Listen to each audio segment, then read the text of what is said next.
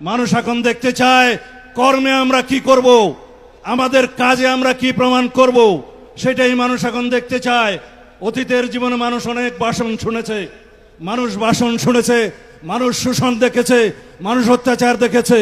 মানুষ এখন আর ভাষণ এবং শোষণের রাজনীতিতে বিশ্বাস করে না। আধুনিক বাংলাদেশের মানুষ অনেক বেশি সচেতন। সোশ্যাল মিডিয়ার বাংলাদেশ এখন। আপনাদের সবাইকে সোশ্যাল মিডিয়ায় তৎপর থাকতে হবে। আমাদের বিরুদ্ধে যে অপপ্রচারণা চলছে সোশ্যাল মিডিয়ায়, তার বিরুদ্ধে আপনাদেরকে কাউন্টার করতে হবে। সমস্ত মিস ইনফরমেশন, ডিসইনফরমেশনের জবাব দিতে হবে। আমরা যেন সেটাতে মনোযোগ দেই।